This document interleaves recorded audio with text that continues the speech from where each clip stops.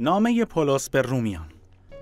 در ویدیوی اول بررسی کردیم که پولس چه کسی بوده و چرا این نامه رو نوشته و در اون ویدیو ایده های اصلی موجود در باب 1 تا 4 رو بررسی کردیم و دیدیم که گفته شد تمام انسان ها در دام گناه گرفتارن و نیاز به نجات دارن. این نجات از طریق تلاش مردم برای عمل کردن به شریعت گفته شده در تورات اتفاق نمیافته، بلکه ذات نیکوی خداوند باعث شد که مردم رو از طریق مرگ عیسی بر صلیب و رستاخیزش از میان مردگان نجات بده تا بتونه یک جمع ایمانی چند ملیتی از نوادگان ابراهیم پدید بیاره. در جنبش‌های باقی مونده بعدی در نامه‌ای که برای رومیان نوشته شده، پولس این ایده رو حتی بیشتر از این گسترش میده. پس یادتون باشه که توضیح پولس اینه که نجات فقط از طریق ایمان میسر میشه و زمانی که مردم به این موضوع ایمان بیارن که مرگ و رستاخیزی عیسی مسیح برای اونها بوده، به اونها موقعیت تازه‌ای داده میشه. گناهانشون پاک میشه و در یک خانواده جدید تعلیم میگیرن و جزء عهدی میشن که خداوند با نوادگان ابراهیم بسته. به اونها آینده‌ای جدید اعطا و زندگی اونها به یک شیوه تازه تبدیل میشه. حالا پولس میخواد نشون بده که این حقیقت چطور باید تمام بخش‌های وجودی ما رو متحول کنه، چون بودن در این خانواده معنیش اینه که ما انسان تازه‌ای هستیم، انسان‌هایی که خداوند از طریق عیسی مسیح و روح القدس میآفرینه. خب پولس برمیگرده به اولین انسانی که در داستان‌های کتاب مقدس وجود داره، یا همون آدم. معنی اسم آدم انسانیته و آدم مثل تمام انسان‌های بعد از خودش گناه و خودخواهی رو انتخاب کرد. بنابراین همه انسان‌ها در مقابل خداوند محکوم هستند، چون ما بردگان گناه میشیم و به خاطر گناهان میمیریم. ولی بعد پولس تفاوت آدم با مسیح رو پررنگ میکنه. عیسی خودش میگه که آدم جدیده، انسانی که در ایمان و با اعتقاد و اطمینان کامل به خداوند زندگی کرده و در عشق فداکارانش این رو به نمایش گذاشته. عیسی زندگی خودش رو به عنوان یک هدیه به دیگران تقدیم میکنه تا اونها هم بتونن در مقابل خداوند پارسا شمرده بشن. بنابراین عیسی به عنوان سرچشمه یک انسانیت تازه ایستاده که همه انسان‌ها میتونن تحت این انسانیت و به واسطه این هدیه تبدیل بشن. پولس به سراغ باب 6 میره و در این بخش به مسیحیان در روم یادآوری میکنه که این انتخاب که از عیسی پیروی کنیم معنیش اینه که انسانیت قبلی خودشون رو که به انسانیت آدم اول شبیه بوده کنار بگذارن و انسانیت تازه مسیحایی رو در بر کنن. تعمیدی که گرفتند هم یک نماد مقدس از همین تغییره. انسانیت اولیه اونها با مسیح مرده و انسانیت تازه اونها با رستاخیزی عیسی مسیح برخاسته. پس وقتی یک انسان به مسیح ایمان میاره، زندگی اون شخص به عیسی میپیونده. چیزی که در مورد عیسی حقیقت داره، حالا در مورد اون شخص هم واقعیت پیدا میکنه. این زمانیه که مردم هویتشون رو به عنوان انسانهایی به شکل عیسی میپذیرن و اون موقع است که آزاد میشن و تبدیل به انسانهایی میشن که با قلب کامل میتونن حقیقت خداوند و همسایه خودشون رو محبت کنن. حالا اگر ساختن این انسان تازه هدف همیشگی خداوند بوده، پولس در باب 7 سوال میکنه که پس علت این که خداوند به اسرائیل قوانین شریعت یا در زبان عبری همون تورات رو داده چی بوده؟ حالا به عنوان یک نکته اینم بدونیم که وقتی پولس از کلمه قوانین شریعت استفاده میکنه، گاهی مواقع منظورش داستانهای 5 کتاب اولیه در کتاب مقدسه، ولی در باقی موارد به طور خاص منظورش دستوراتیه که از طریق موسی به مردم داده شده که در کتب تورات هم میشه خوندش. اینجا منظور پولس دومین مورده.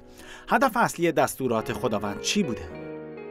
پولس میگه که دستورات تورات خوب بودن و نشون میدادن که خداوند میخواد قوم اسرائیل چطور زندگی کنه، ولی اگر داستانهایی که در تورات نوشته شده رو بخونید، اسرائیل تمام اون قوانین رو شکسته. هرچند قوانین بیشتری به دست آوردن، ولی گناه آدم رو تکرار و شورش کردن. پس حتی زمانی که خداوند قوانین ویژه انسانی رو اعطا کرد که مردمش از اونها اطاعت کنن، مشکل قلب گناهکار انسانها رو برطرف نکرد. پس در این تناقض میبینیم که این قوانین حتی باعث شدن که اسرائیل گناهکارتر از بقیه اقوام باشه. ولی پولس میگه تمام نکته در همین تناقضه. هدف خداوند این بود که کاملا روشن کنه شرارت قلب انسان رو بوده و تورات هر چقدر هم که خوب باشه نمیتونه کاری در این باره انجام بده. ولی پولس در باب 8 میگه که راه حل از طریق عیسی و روح القدس به ما داده شد و راه حل اینجاست. قوانین تورات مثل یک ذره‌بین عمل می‌کنند و تمام مشکلات وضعیت انسان‌ها رو در یک نقطه برای اسرائیلی‌ها جمع کرده. ولی حالا نماینده قوم اسرائیل، همون عیسی مسیح نجات دهنده، بهای تمام اون گناهان رو یکباره و یکجا با مرگ بر روی صلیب و رستاخیزش میپردازه. و حالا عیسی روحش رو برای خانواده تازه خودش فرستاد تا قلب اونها رو تبدیل کنه تا بتونن حقیقتاً به دستورات گفته شده در تورات عمل کنن و خداوند و همسایگان خودشون رو محبت کنن. البته باز هم هست تازه کردن انسانیت در انسان، قسمت اول نقشه بزرگ خداوند برای نجات و تازه کردن تمام آفرینشه تا بتونه تمام آفرینش رو به جایی تبدیل کنه که کلامش حرف اول و آخر رو بزنه. حالا شما میتونید ببینید که بخش 1 تا 8 یک رشته افکار هستن، ولی اینا باعث سوالات بعدی میشن. اگه تمام اینها اهداف خداوند بوده، وضعیت فعلی اسرائیلی هایی که عیسی رو به عنوان مسیح نپذیرفتن چه خواهد بود؟ این داستان چطور وعده های خداوند رو نسبت به اونا به انجام میرسونه؟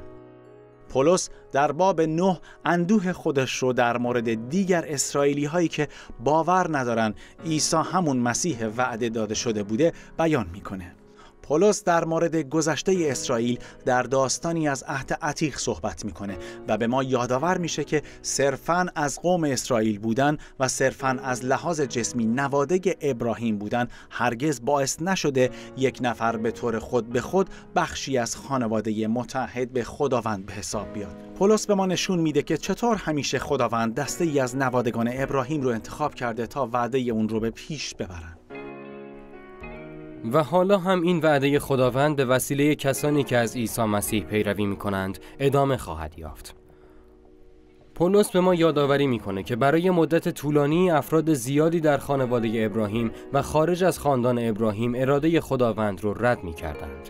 اون به ما داستان اسرائیل و گوساله طلایی رو یادآور میشه و در کنارش داستان سرکشی فرعون رو عنوان میکنه. به همون نشون میده که چطور خداوند تونست به شکلی وقایع رو هدایت کنه که سخت دلی مردم در مقابل خداوند در نهایت بتونه اهداف رستگاری خداوند رو تحقق ببخشه. پس در باب 10 پولس تمرکزش رو روی وضعیت کنونی اسرائیل قرار میده. دلیل اینکه خیلی از اسرائیلی ها عیسی رو رد میکنن به خاطر اینه که عهد خودشون با خداوند رو بر اساس عملشون نسبت به قوانین تورات میدونند. بنابراین متاسفانه متوجه نمیشن که خداوند از طریق عیسی کاری انجام داده که بتونه عهد جدیدی بر اساس ایمان افراد باهاشون ببنده. پس پولس در باب 11 میپرسه که آینده اسرائیل چه خواهد شد؟ آیا خداوند مردمش رو کنار گذاشته؟ و پاسخ میده که نه، اینطور نیست. یهودیان خیلی زیادی مثل خود پولس وجود دارن که عیسی رو به عنوان مسیح موعود پذیرفتن، ولی افراد زیاد دیگه‌ای هم هستن که مسیح رو نپذیرفتن. ولی خداوند تونسته از ایمان نیاوردن اون افراد برای اهداف خودش استفاده کنه.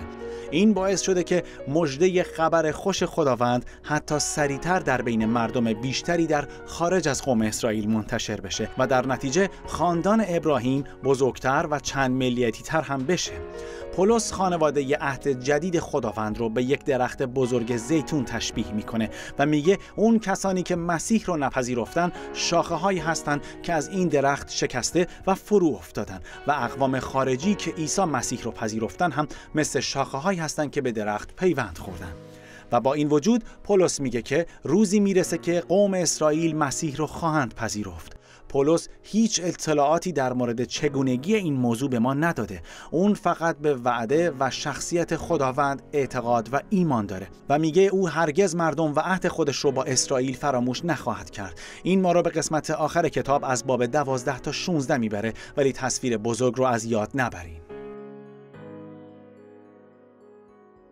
به خاطر ایمانشون به عیسی مسیح، یهودیان و غیر یهودیان حالا با همدیگه از خاندان ابراهیم به حساب میان و انسانیت تازه‌ای رو شکل دادن که حالا به واسطه روح القدس داره تبدیل میشه.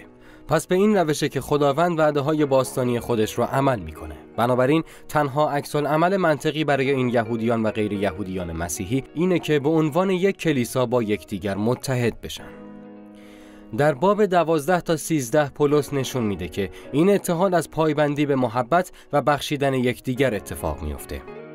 محبت به این شکل نمودار میشه که هر کسی از عطایا و استعدادهای خودش برای خدمت به دیگران در بدنه کلیسا استفاده کنه. در عین حال این محبت به معنی فروتنی و بخشایش داشتن هم هست. وقتی مردم با این همه تفاوت فرهنگی در کنار هم از طریق تلاش، بخشایش، ایجاد دوستی و محبت در کنار هم در کلیسا جمع میشن، مهمترین علامت و تقوای مسیحی رو که همون محبت نشون میدن که در نهایت بزرگترین قوانین تورات رو به عمل در میاره که اشاره میکنه خداوند را دوست بدار و همسایه‌ات را نیز مانند خودت دوست داشته باش. در باب 14 تا 15 پولس روی مسائلی که باعث این تفاوت‌ها و تفرقه ها در کلیسای رومیان شده تمرکز میکنه.